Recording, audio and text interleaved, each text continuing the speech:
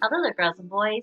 It's me, Miss Penton here, and I am ready to talk about our second home pack, explaining a few different bits and bobs that are within it. I've got mine all here to go, and let's get ourselves started. So first, we're going to have a little look at our topic, because I've got something to say about the topic.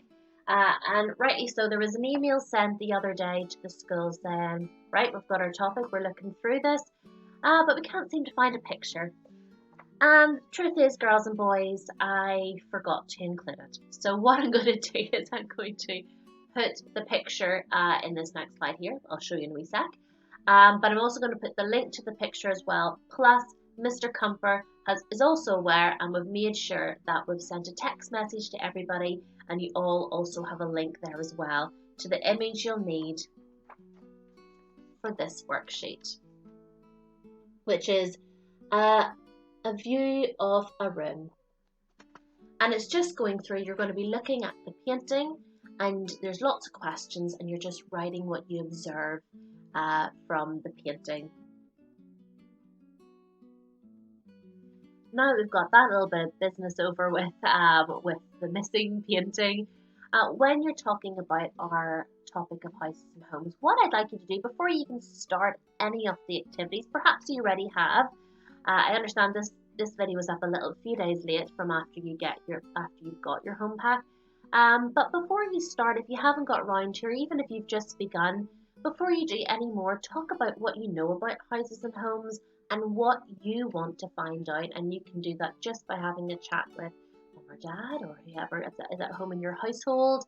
And talk about also what you want to learn. Is there any particular things about the topic houses and homes you want to learn about? Perhaps it's how buildings are made and constructed. I know for me, I'm always really fascinated with how they manage to get buildings that are up like that, but yet they have these architecture ones where they stick out here and there's no support. How does that happen? So have a think about all the different things that you want to learn about the topic before we head down that road. So in your previous pack you had handwriting, but it was just finishing off all the different lettering that we didn't manage to get doing in class, and hopefully you've been practicing as well. But you'll discover I've given you another handwriting book, and this time I thought it was great that we got to do some poetry. We didn't do a huge amount of poetry, girls and boys, just before we left, so I thought it was a great excuse to give you some more. And here it's just talking about learning the poem. Can you spot all the rhyming words? Perhaps you can make a performance of it, videotape yourself.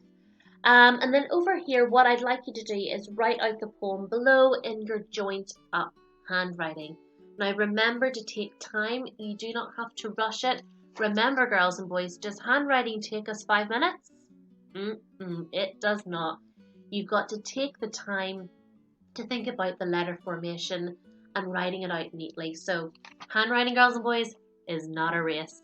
So please make sure, girls and boys, you take the time to do those really, really carefully. Now, in your numeracy pack, you will see that I've just said to continue to try your best to do a numeracy activity once a day, or even if it's just going over your number facts, fantastic. As long as you're doing a little something with your numeracy every day. I've mentioned just to continue on with your multiplication wheels. I know we do those very well. And I've just added a few extra multiplication tables there as well. And also just to keep your eye out on Education City every Monday and every Wednesday, because new activities are always up there. And I have noticed that some of you have been doing really well. Shout out to those who have been tuning in every time and completing those. But I know some of you haven't been logged on in a little while. So if you can and you're able, please do try your best to log on to Education City and have a little look at some of the resources there. You don't have to complete everything, but particularly if you find something a bit too hard, that's okay, but do try your best either way. And there's some new number facts stuff up there as well. Worded that well, didn't I? I've also given you, girls and boys, with your numeracy, the zoo game, as you can see. And it's just taking part in everything with our multiplication or adding, subtracting and dividing.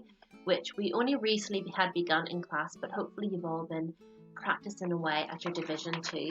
And I thought it was good fun to do with all the family, so anyone can take part as well. And perhaps maybe a younger sibling will need some help, and that's great because you are obviously my multiplication and division experts that can do it all yourself. In your pack, you should also have a little booklet on fractions, and it just takes you through. Hopefully you find this easy enough, girls and boys, and it just takes you through all the way to tenths, which is where we would have left off in P4. So if you get through that booklet, then you'll be an absolute fractions expert all ready for P5. Your literacy pack, girls and boys, I've also included in a separate booklet your spelling, so your group spellings, and hopefully that you will work through those each week, and those will take you all the way up to where we would have finished in June time. So keep looking through those, keep practicing your spelling as well. Really, really important, girls and boys. It'll just make you super ready for when you go to primary 5.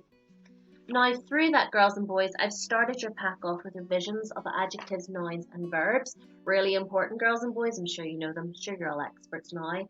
And I've just taken you through here things like, editing with capital letters, question marks, full stops, commas, etc. And then there's a little activity here, which I thought was really, really good to have a good think about. It's called overused words. And it's literally sentences need interesting words. Some words such as nice, like, and good are used often, but when they're used so often, they become boring. And that, girls and boys, is where you come in. So things like, the first one here is, it was a nice day. What word other than nice could you use that means the same thing, but makes it that much better, that much more interesting? So have a good think about that, girls and boys, as well. And I thought you'd really enjoy that. Good thought-provoking work there. Then, girls and boys, there's more about poetry, which you'll find in your handwriting as well. Comprehension on houses and homes, which I thought was really fitting. Syllables, we've been talking about syllables, and in fact, tune in next week because I'd like to do a little dedicated video to syllables as well. I just can't talk. Alphabetical order, girls and boys. There's a news report, and I love this about the news report. Because what I thought you could do is you can make your own news report on what's going on perhaps in your family. Maybe you've done a Zoom quiz with the whole family and you could write a report all about that, taking in all the facts. So I thought you might have really, really good fun with that. Moving on, there's another comprehension as well. There's another couple of comprehensions, girls and boys, just to keep you interested and up and running there. So that, girls and boys, was our talk through of your second home pack. And next week, what I'm hoping to do is I'm hoping to do a dedicated video to one of the literacy lessons and a dedicated video to one of the numeracy lessons. And I'm hoping to do that for the next few weeks anyway, until it becomes clear when we are able to come back to school. Maybe that won't be till September. But fingers crossed, girls and boys, I'll be seeing you soon no matter what. So take care and enjoy your day. Bye.